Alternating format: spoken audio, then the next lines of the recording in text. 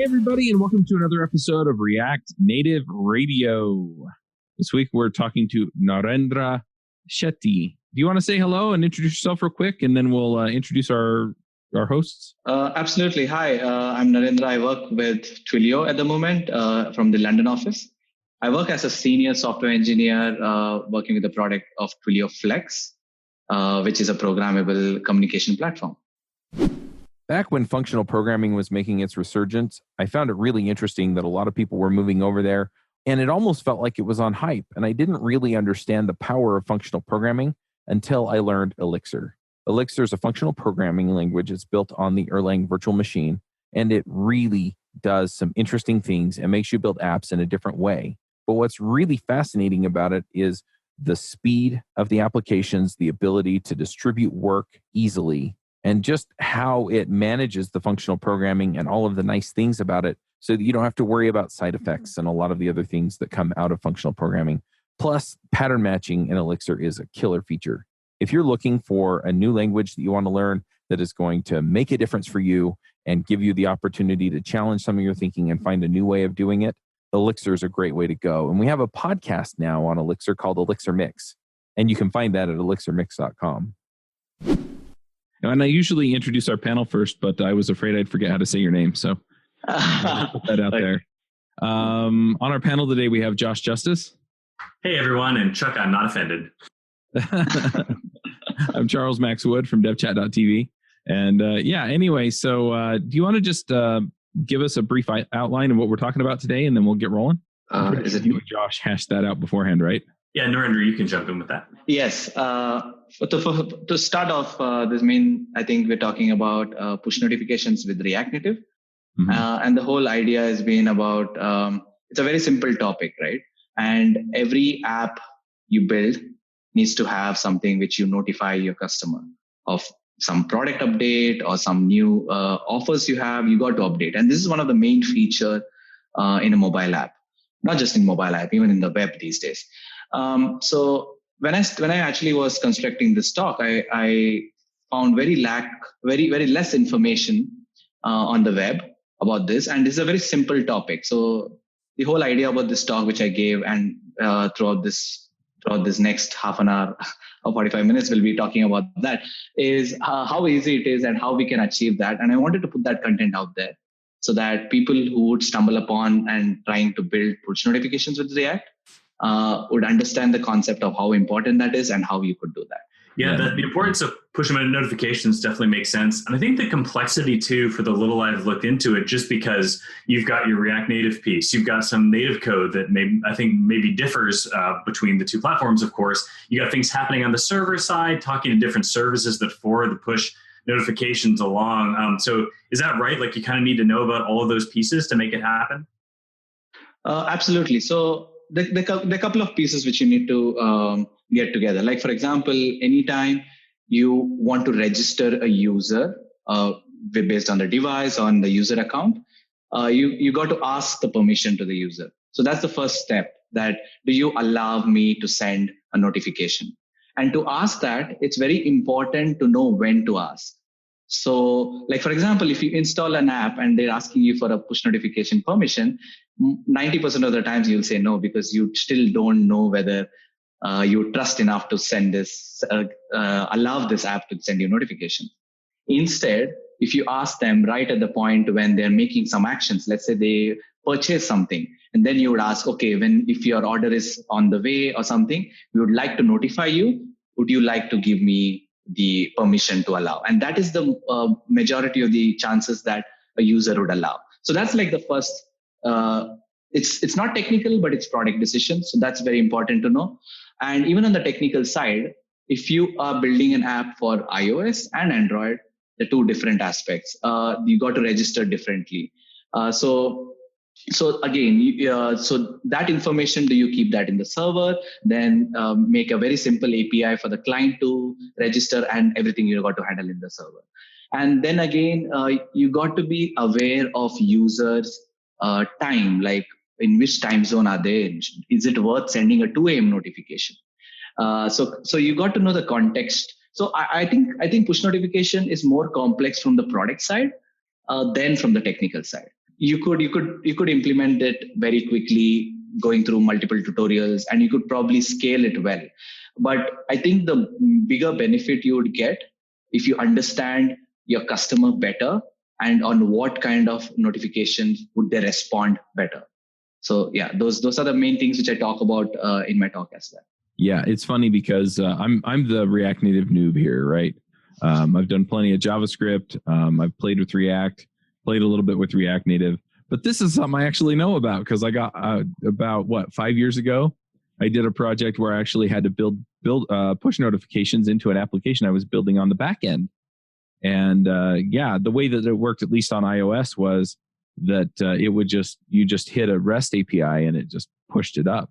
I mean, you had to do some registering, right, and prove that you had access to push notification stuff to the app. But yeah, it was interesting, and I wonder a little bit if this isn't well understood because at least part of it does have to happen on the back end, like Josh pointed out. So is this maybe less well understood in the React Native space because it's at least somewhat driven by the back end? Less understood the push notification is less understood? Yeah, in the React Native community. Because, I mean, people in the React Native community, I find, really understand JavaScript. They really understand, what goes into the client. But because this is driven by outside forces, it's kind of outside the wheelhouse a little bit. Absolutely. I think it's very interesting you asked that because, with React Native, the two kinds of audience, one is coming from the JavaScript world, which is the web world, and one is coming from the native world, right? And coming from the native world, you understand how push notification works in generally and what you need to do in the backend side as well. In the website, from the JavaScript side, on the server, I feel it's a very less effort, especially when you're using Expo with React Native. I'm sorry, I think I'm not answering it right. No, that's okay. I can dig into, I have some kind of follow-up questions that I think get into it. I'm sorry, Charles. No, it's all good. Yeah. So I'm actually looking at potentially adding some push notifications in a hackathon project we're going to be doing in a couple weeks. So I was doing some initial research. So thinking about like the architecture of how all the pieces go together, like you have your app running on user devices, you've got your backend, but they don't, correct me if I'm wrong, like your backend doesn't directly push to individual devices. You go to an Apple or a Google service. Now, so I think APNS, Apple Push Notification Service, might be the name of the Apple one. And I think I heard in the last few years that Android has changed. So do all Android push notifications go through Firebase, or are there options? Like what services go on the back end that you're talking to? Yes, so you pointed out really well. So Apple goes on the APNS, which you mentioned. And the Google one goes on the GCM, I guess, Google Cloud Messaging, something like that. So the main thing is you got to know which device you're sending and you got to send it to the right server. So when you're actually asking for the permission, the Apple iOS app would give you an unique identification which is coming from the APNS, and same thing which Google does. And when it comes to your server, you only all you need to know is who to send it to. You just need to send it to, I need to send it to this token, which is APNS token, and you send this notification, and it's left for that server to send the notification to the right device. Now, the same question could actually be asked differently, where some countries, like let's say China, which has certain proxy around banning, it has banned certain messaging services. Then you got to really know where your customer is and which service to send it from. And in different countries, probably they would have banned some services. Then you got to send it to different services for that country so that your notification is delivered. So that part is from your backend services, where backend you need to handle manage your token well and send your notification to the right server. You mentioned Expo a moment ago. Were you, when you were building this and in this talk, were you emphasizing like the Expo notifications API or like React Native apps outside of Expo? Both actually. So my talk. So when I was structuring the talk, first thing I wanted to emphasize on how important push notification is if you're building an app. So what are the things you need to do? And the second, I get into the part where how push notification in general works. Nothing to do with React Native, but how just the while I spoke about with Apple, what you need to do, with Google, what you need to do. And if you don't have any of those, what you need to do. And then I get into the implementation part. And that's where I speak about where I say it's an easy way and the hard way. When the easy way, you need to have the Expo SDK, and you don't have to worry about whether it's my Google thing or an Apple services. Everything has the same API, same way to ask for the permission, same way to receive a notification, same way to respond and everything. So I speak about the Expo's notification API. And then I also get into the part of the hard way, which is how do you need to do on the native side of iOS and what you need to do the native side of Android. And then how do you bridge the native part to the JavaScript, and how do you access the same API? So I speak on both. And basically, if you're starting off fresh, then it would be nice to use the Expo SDK. And if you already have it, then it's pretty cool. But otherwise, if you have a brownfield app in that case, then you could directly get into the part of implementing in the native side and then exposing that through the bridge and accessing through the JavaScript. I know Expo has been moving towards, I think universal modules is the right term, like the idea of having bits of their API that are available for vanilla React Native apps.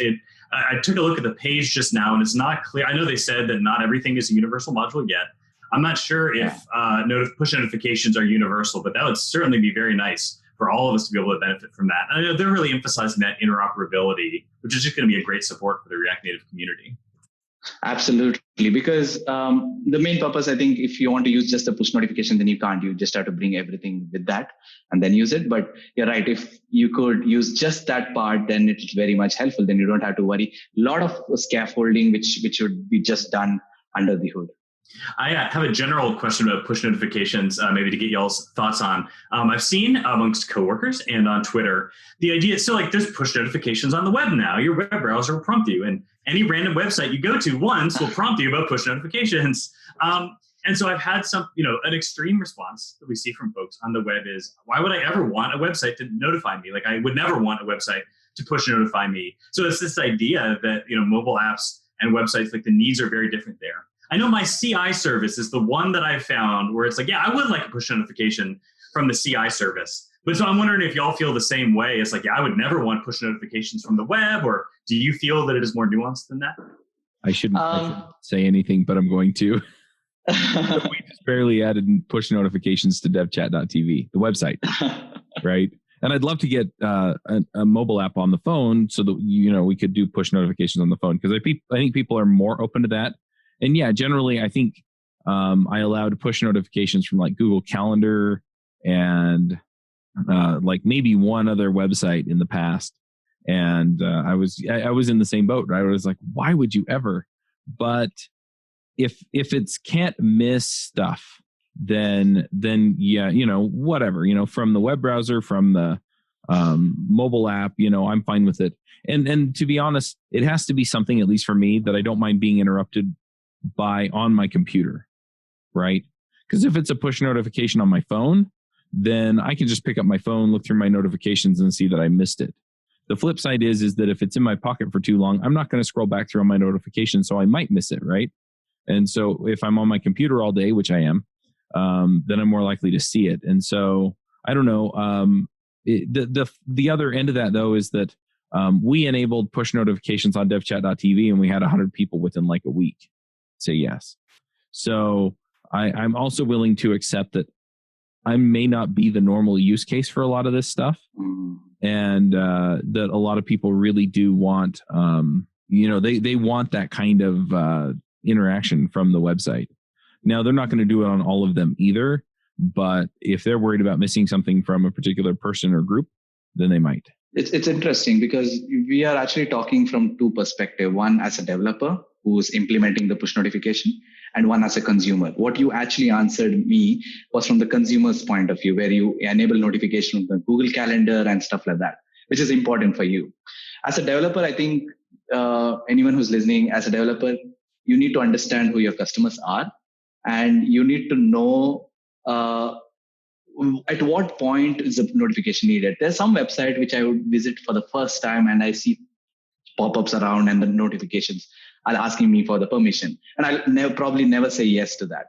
But if I've signed in, I put some effort, I've spent so much energy, so much time on that website, then I've already invested so much. Probably there's some benefit in me allowing notification thing. The question here is how many out of 100 people who have accepted it, the website, which you just said, how many times was it popped out? I mean, how many times was the notification permission shown?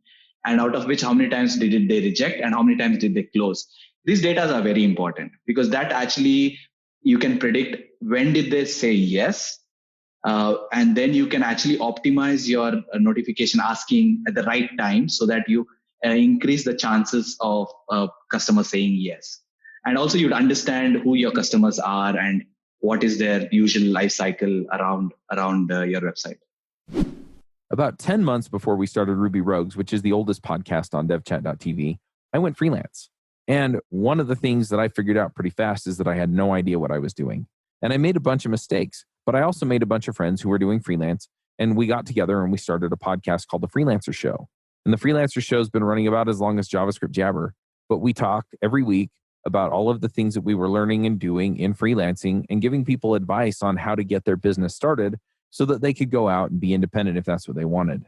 Nowadays, I'm not on the show anymore, but we have terrific people like Reuven Lerner and Eric Dietrich that come on every week and talk to you about how they run their businesses and give other perspectives on things that you can do. So whether it's how to find clients or whether it's how to step in and start doing training or other programs or how to run a business, they have a ton of experience and they talk about all kinds of things that are going to help you pull things together and be successful as a freelancer. So whether you're thinking about moonlighting and trying it out or whether you're going whole hog and quitting your job, you should definitely check out The Freelancer Show. And you can find that at freelancershow.com. From your point earlier, I think it's clear that it's possible to do notification requests wrong on mobile and on web. So that's a thing. I think the difference might be just the inherent extra threshold there is to get a mobile app. Like you have to go to the App Store and choose to download it. And so there's pros and cons there on both sides, why it's good for businesses to have a web app and a mobile app as well. But I think the fact that the threshold to go to a website is so much lower, I think means that when developers are doing it poorly and not thinking about the user's needs, you're just going to run into a bunch more of those prompts on the web that you don't want. Maybe we could find some way to educate all developers to do it right. That would be nice. Yeah. Also, I think one example I like to give is Slack, which if you're on the desktop, it doesn't give you a notification on your phone. And if you're not using your desktop, if you're on the phone, it gives you a notification on the phone. So it's smart enough to know which device you're using and to send you notification only once. And if you're offline at both the point and you're not installed or anything, it'll send you an email. So I think notification, you should not overdo it. It's very important that so these days people would install your app or your website or use your website on multiple devices. And sometimes it's irritating if you send the same notification to all your devices. So handling that, and that again comes from that again is done on the server side to know which was the last used devices and to have a system around it to send notification to the right device. And that's very important because the moment the customer is irritated, they can go and they can switch off the notification and that's it. You can never ask for notification. You can never send a notification again. So you got to be very careful when you're sending a notification so that we don't irritate our customer and to send the right notification and the right device. So you work at Twilio, which in my head I associate with SMS messages, but I know for years and years, Twilio has done much more than that. So what in all does Twilio do? And can they help out with this notification services and needs, or is there overlap there? You're right. Twilio is into SMS, anything related to communication, right? It's SMS, it's telephone, it's you can buy a number, you can program around it and all of that. As far as I know, Twilio does not have anything around notifications because we provide an API and any customer, any company who uses Twilio as an API can build their own system around it. We have certain level of notification, like if you have a certain error coming on a certain mobile number, then we provide a notification and on a threshold level. Let's say you have 10 errors today, then we send one email saying that you have 10 errors. Then the next email would probably come at 100 errors. So we not send email on every error.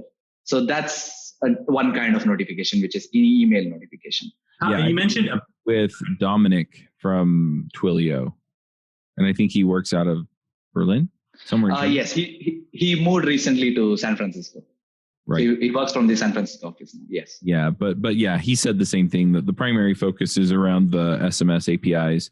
There are a handful of other things. I think Authy is part of Twilio. Yes. They just bought SendGrid, so a lot of the communications focus at Twilio is there. But yeah, when you think of Twilio, the product, it's mostly focused around the SMS messages, or fancy stuff that people do with phones. Like the other example he gave was if you're using Uber or Lyft, instead of giving out the driver's phone number to you and giving your phone number to the driver, it actually creates a bridge.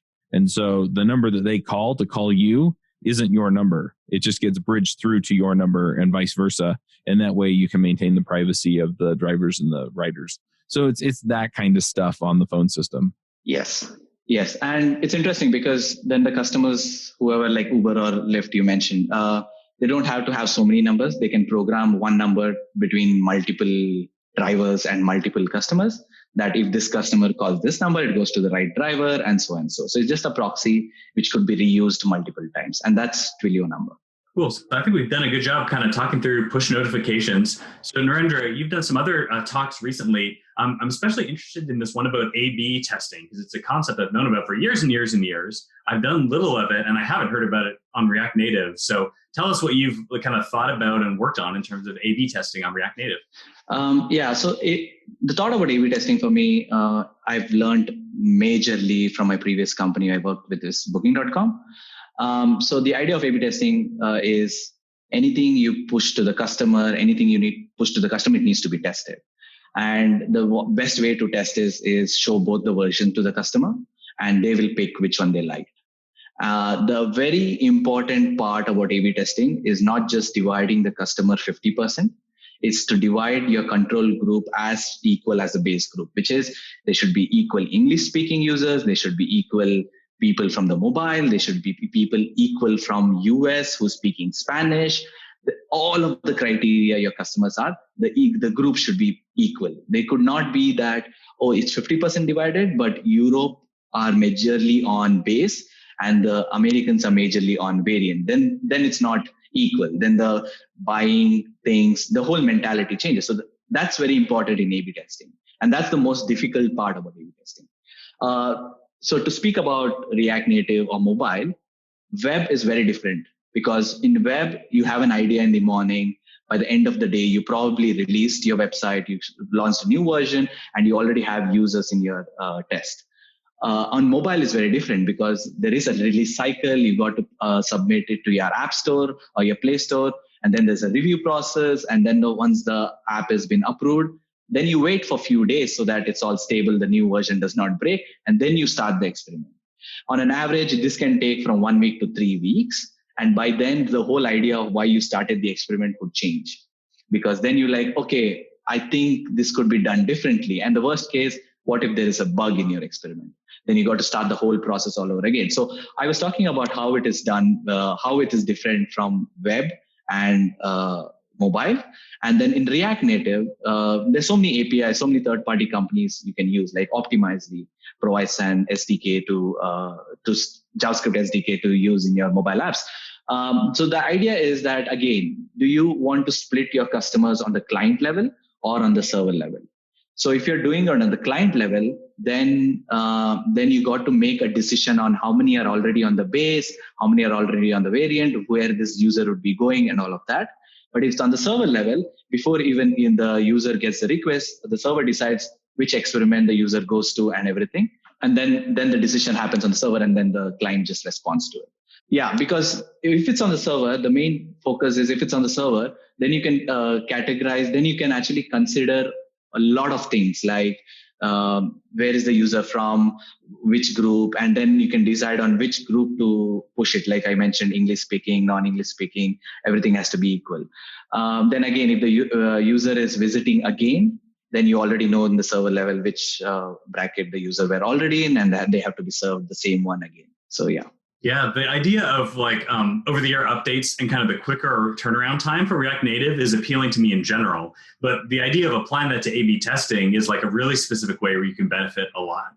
Like I could see you can, like you said, for just regular native mobile apps, like you could still A/B test, but it's over a longer time period. which A, makes it slower, but it B, because of the risk of a bug, I could see it discouraging you for even trying it at all. And so just the availability of these quicker feedback loops on React Native, it seems like there could be so many different benefits and ways you could benefit from getting kind of real data. Yes. And with over-the-air updates, like you mentioned, you can pretty much get it in a day. You can release your experiment from morning, you have an idea, and by evening, you can probably have some users already using your experiment. Now, I've run across A/B testing mostly at larger companies. I mean, they have the infrastructure for this. Is that where you've mostly seen A/B testing, or have you seen it like maybe startups that are really trying to iterate quickly? Or is the overhead of thinking about A/B testing just something that smaller companies don't tend to take on?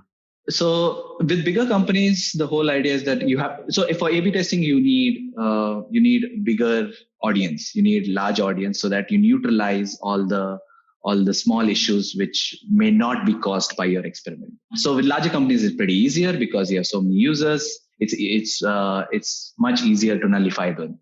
But with smaller companies, you can still do A/B testing, but you got to do larger experiments. So if you have more users, you can do an experiment. Let's say I'm changing a text here, and you can see the data there. But on the smaller companies, if you have less audience, you will not be able to change a text and see an impact, even though you can see it, but you'll take a lot of time to do that. Optimizely has something called power calculator, which actually tells you that how many days do you have to run this experiment to see a statistically significant result. By statistically significant, what I mean is, variant is better than base on a consistent level. So variant is 1% more improved performance, but not just for today, but on a consistent level. So that is statistically significant. And so Optimizely Power Calculator will tell you that if you have this much audience, then you got to run this for these many days to really see a statistically significant data. So smaller companies definitely can try it, but they got to try a bigger experiment, but they probably have to run for longer duration. What are some examples of the kinds of things that you've seen A/B tested? And was there any like really surprising ones that made a difference that you wouldn't have expected? There's so many of them. I don't know if I can talk about all of them. There's one thing which most people do is change their entire landing page.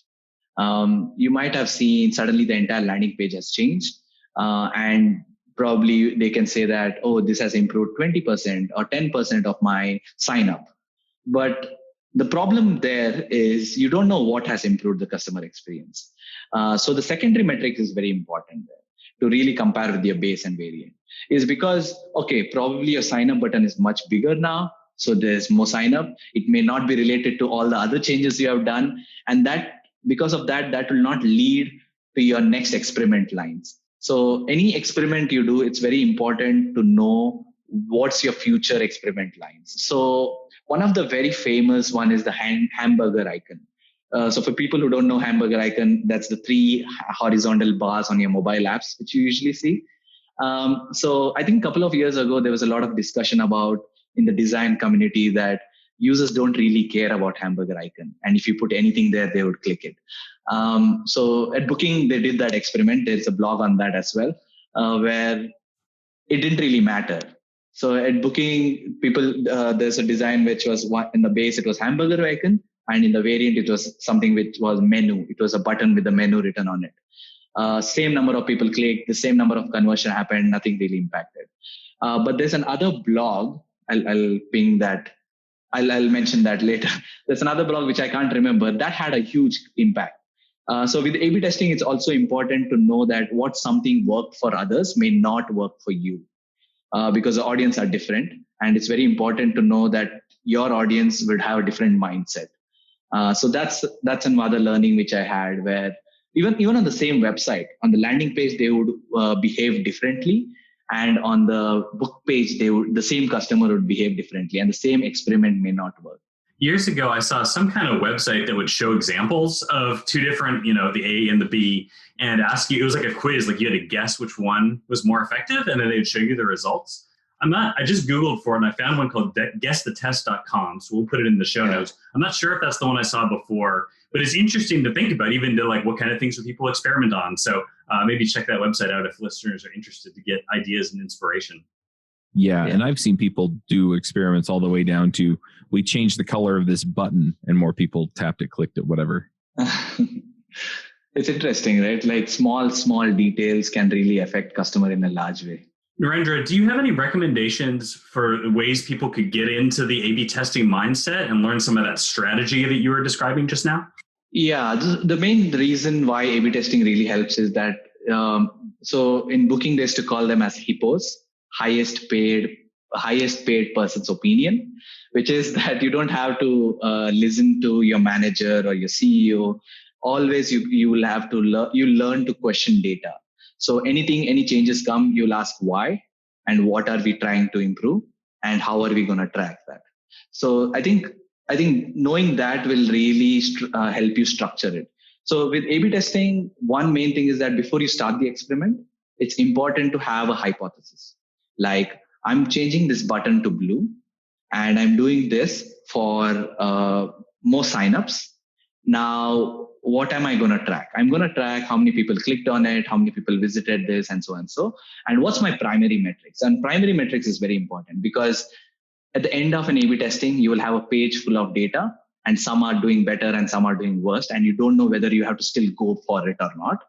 And with primary metrics, with e-commerce website, it's pretty straightforward where it is bookings has to increase and the cancellation has to reduce. That's it. And if you see an impact on that, you will probably go ahead with it, and no matter what. So any A/B testing you're doing, very important to have a hypothesis. And for hypothesis, have very clear primary metrics and also track a lot of secondary metrics, which helps you understand if something goes wrong. So, and any new changes come in, question about why you're doing it, how are you going to track it, and when will you give it to all the users, and what is the impact you're seeing. I love that. And it's funny too, because it's not just in companies that we do this. I see so many people that take their cues on like social issues or political issues off of celebrities. And I'm just going, yeah, but that person's expertise is singing good in a microphone. I mean, why do we care about their opinion, right? And it's interesting, we have that same thing, except worse in companies because that's my boss and he can fire me or determine what I get paid or whatever, right? And so, yeah, I love the idea of having data to back it. And it's like, okay, what do we actually know and how do we know it? And then we can make a decision based on that, because it's really interesting. It's interesting too, but it's really easy to get tied up in, I'm invested in this person or invested in this thing. And so I'm not even going to examine my bias as to whether or not I'm even paying attention to what makes sense. Yeah. And if you have a good tool to start your experiment and to track, you don't have to really wait, or probably if it's a small change, you don't have to tell your manager or your product manager. You can start that experiment straight away, and then you have a data to back up. After 2 weeks, you can really check what it is. So it's a very easy process. But again, there are a lot of complications even there. So yeah. Yep. Chuck, I don't know if you were referencing this a moment ago. There's a software development talk that I heard called What We Actually Know About Software Development and Why We Believe It's True. I'll put that link in the show notes as well. I can't remember whether the talk actually confirmed my biases or opposed them. But it's probably good to know regardless. But it was really interesting taking this evidentiary perspective towards like software development practices as well. So I would encourage folks to watch it and then let me know if all of my emphasis on testing and dynamic types are rejected by the talk. I can't remember. Yeah, we did an interview with the two guys that gave that talk on Ruby Rogues a number of years ago. It's Andreas Stefik, and now I feel bad because I've talked to this other guy a number of times. Greg Wilson is the name on the link that I shared. Yeah, Greg Wilson is the other one. And just the way that they approach this, from kind of a scientific standpoint and the things that they've figured out, it was really fascinating just to go, oh, there can be some scientific rigor applied to, something as touchy-feely as how I write my software. Yeah, I skipped economics classes. I chose other things in college rather than those, economics and statistics. And both of those I regret. So if anyone who's in college, in university, I recommend taking economics and statistics. Both of them are extremely practical. I did take philosophy, which is helpful because I feel like logical thinking is the other thing. I mentioned before on the show that we're not just rational, logical creatures. There's the interpersonal and emotional side as well. But when it comes to arguments for things like, political things or, how we should approach things in software development. I think the logical side as well, like what conclusions are we drawing? And are those valid conclusions from the is it valid reasoning? So yeah, I think the statistical side and the logical side are both important. My wife has a research grad school background, and she will come in and look at news articles and say, yeah, they can't draw that conclusion from that data they have there. That's not valid. That's not statistically significant, as you said, Narendra. Yep. When I'm building a new product, G2I is the company that I call on to help me find a developer who can build the first version. G2I is a hiring platform run by engineers that matches you with React, React Native, GraphQL, and mobile engineers who you can trust. Whether you are a new company building your first product or an established company that wants additional engineering help, G2I has the talent you need to accomplish your goals. Go to devchat.tv/G2I to learn more about what G2I has to offer. In my experience, G2I is linked up with experienced developers that can fit my budget, and the G2I staff are friendly and easy to work with. They know how product development works and can help you find the perfect engineer for your stack. Go to devchat.tv/G2I to learn more about G2I. Yeah, or you look at the data and you realize that it may be statistically significant, but they're leaving off the other implications because they're inconvenient. Yeah. And I'm very terrible at data in the sense I don't understand, like you mentioned, I don't understand the statistically to really get the raw data and make sense out of it. But luckily I was surrounded by good data scientists who really helped me understand how do you make sense of what you have in front of you. And it's really important, I think, to have someone around you, or I think articles, or like you mentioned, there could be talks to understand and to learn that, because that could be applied in any product you would be working. This kind of draws my attention just to the whole idea of focusing on the product. Some other developers with podcasts that I listen to have been focusing a lot in the last year, and just the idea that it's about more than just writing code. Like if you want your product to succeed, like there's the marketing aspect, there's the what is the product, there's the focusing on the customer aspect, as you've said. And I think, I don't know, those folks would say that every developer needs to think about product. I have a bit of a pushback on that right now. It's like, I really love the code. Like, I just love that. But also, I don't want to build things that are useless or like put effort into something that doesn't make a difference. So whether we are, as developers, are in charge of that, or whether we're just like supplemental folks who are maybe asking questions about requests that come into us and asking if they are really focused on the customer. I think either way, we may all have different passions in that regard, but it's good for all of us to know about that kind of thinking regardless. Yeah. I think this is one of the controversial statement, right, which I'll be making right now, is tech is just a means to solve a problem. I think all the problems which the tech solves, it's just a medium to solve a problem. The real problem, if the developers don't understand what the real problems the software has been built for, it's very difficult to build for the customer, right? So I always believe in customer research and understanding the customer first. And you may not have to make your website really fast because your website is always loaded on a 4G. Then you never have to make it fast. You can always skip that part. So if as a software developer, I really enjoying working on the performance, I would still do it. But your customer would never care about it. So it's very important to understand who you're serving and what is the product really solving. You've really connected with this audience, who is me, because I over-optimizing for performance is something that I get passionate about not doing. And so you've connected that I care about that. Yeah, if like focus on a customer is one way to avoid some of that premature optimization, some of that over-engineering. You're the only one, Josh. Nobody else over-optimizes their code at all. And if you didn't hear the sarcasm in my voice, anyway, I completely agree. It's so easy because it's a process with a clear outcome, and that instead of, boy, does this solve these people's problems, or is there a better way to solve these people's problems? That's a whole different ballgame, and it's a lot harder to measure. I mean, you can measure, do they go and, click through to the next thing more quickly? Does that indicate that they're just lost, or does that indicate that they're, that it's intuitive, or, that there's not really a good metric for, gee, this is better, other than just watching people use it. But unfortunately, we don't spend enough time doing that kind of thing and really understanding what we're doing and what the impact is on the people we're trying to help.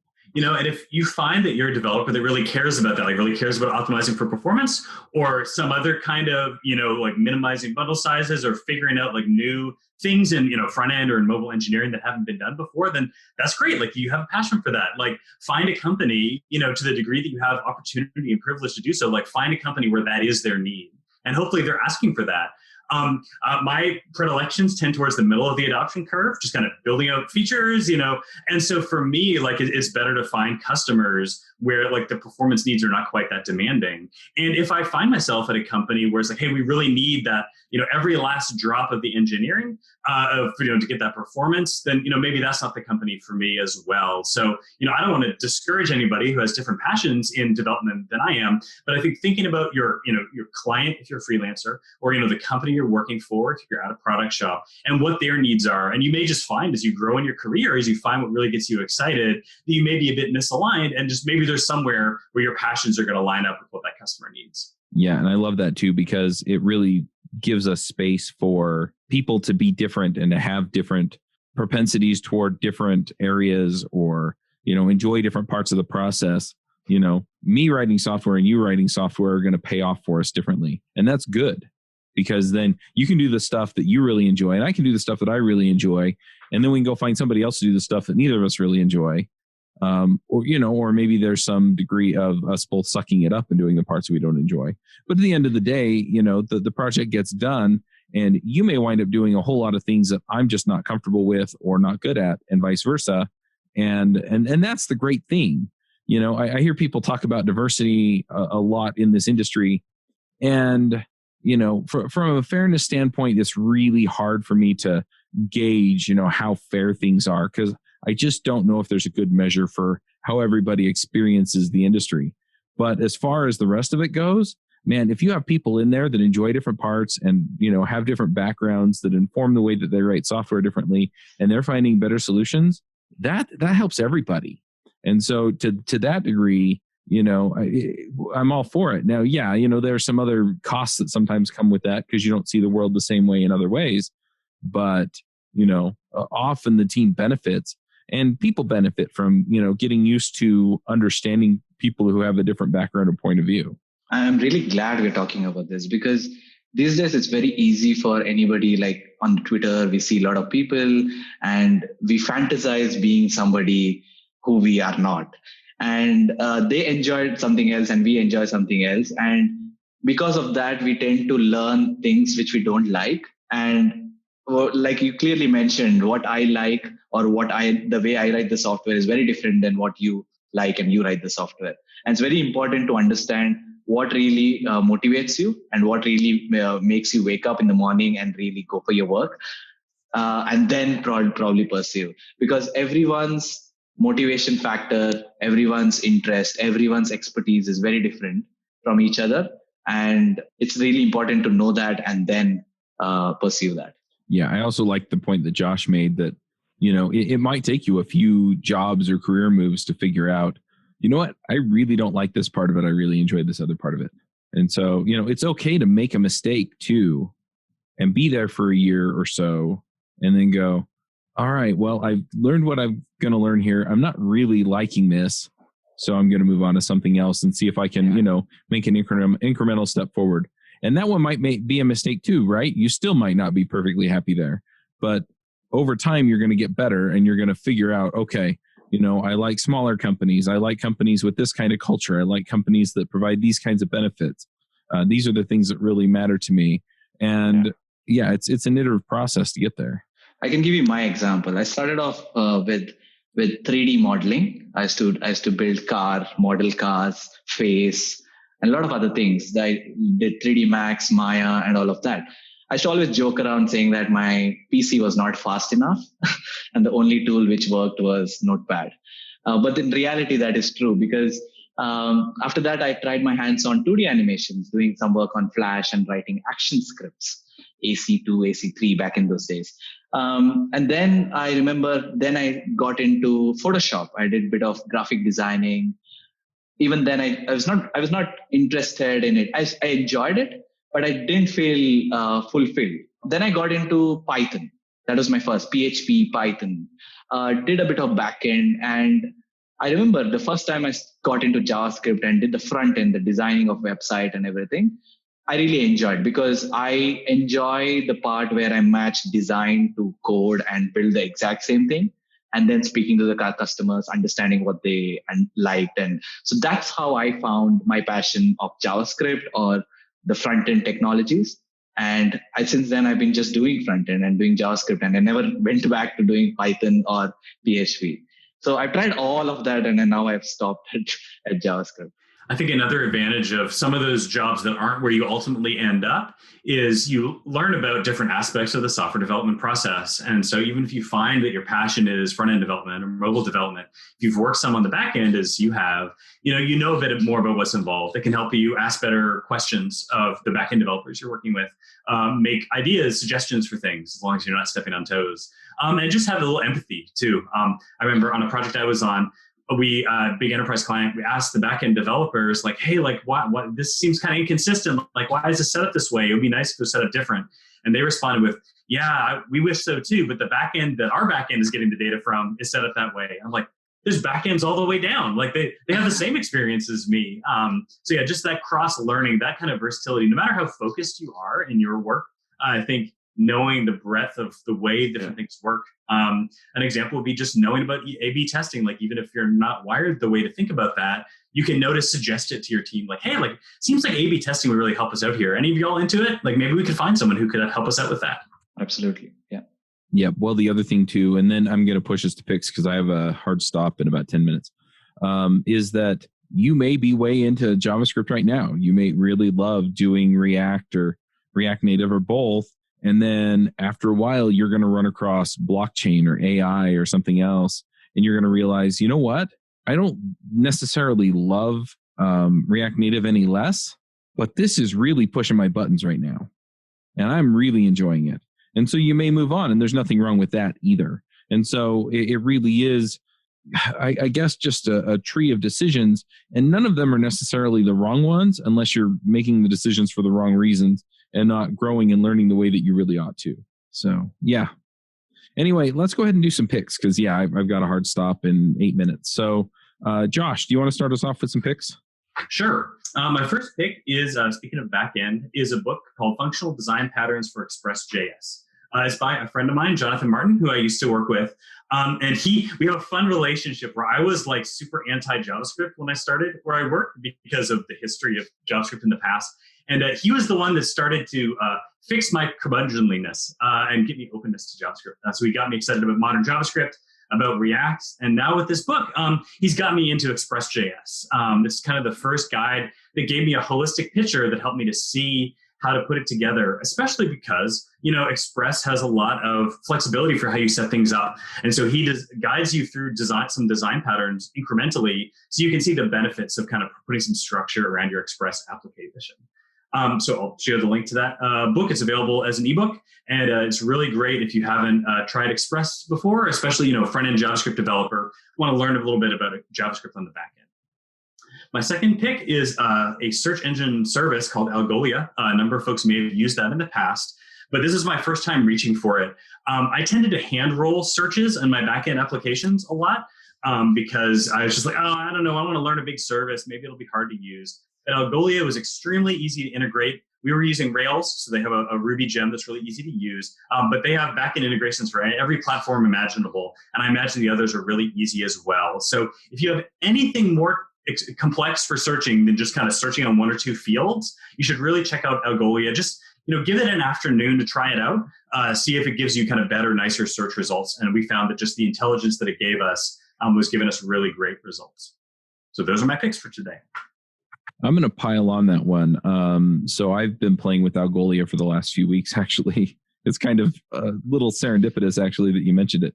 But devchat.tv, I wanted to add a search function to it. I was using WordPress before, and WordPress kind of has some crappy search options that you can use. None of them I really loved, but they kind of work.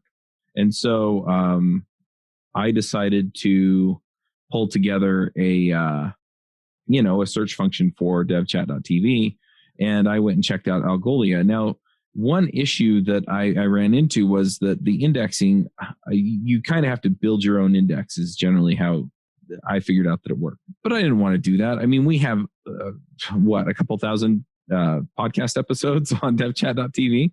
And, I could have built, a JSON file into the build process for the website because it's a statically generated website. But I didn't really want to write all that code. And they have an open source tool called DocSearch. And DocSearch is free if you have an open source project and you want to use the DocSearch option on the documentation. You can run it for free. And then you can have an Algolia search on your documentation for free. But they've open sourced DocSearch. And so if you want DocSearch to go through your site and generate all the indexes for your site, you can do that. And so I spun it up. I just, it runs in a Docker container. So you just run it and it spins up the Docker container, runs the DocSearch, connects to your Algolia web or Algolia account, pushes all the indices in, and then you're good to go. And voila, we have search on devchat.tv.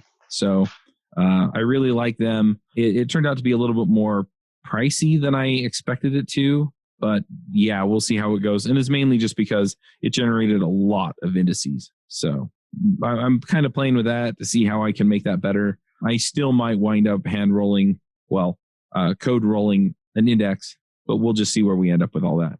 But in the meantime, I'm really liking it. It's super responsive. You just drop the JavaScript snippet into your website and it does the search stuff for you. So yeah, really digging that. So yeah, I'll just pile on Josh's search there. And then I'm also reading a book called Maxed Out, #Maxed Out. There's a hash in front of it. It's by Ed Mylett. And I've been listening to his podcast, and I'm actually part of a group that gets training calls from him and Andy Frisella. They talk about business and life and stuff. And anyway, really digging that. The book is really great. It's really short, so go check that out as well. It's Maxed Out by Ed Mylett. Narendra, do you have some picks for us? Yes, I do have one pick. So my pick is a blog. It's a blog by Dirk Silvers. It's a very old blog. It's a blog from 2010. The URL is silvers.org/obvious. I'm going to post this link on the chat. So this blog is about obvious to you, amazing to others. It's very interesting. It's a very small blog, which actually tells you that most of the times you see someone else's work and you always think, wow, it's so amazing, so nice. Why did I not think about that?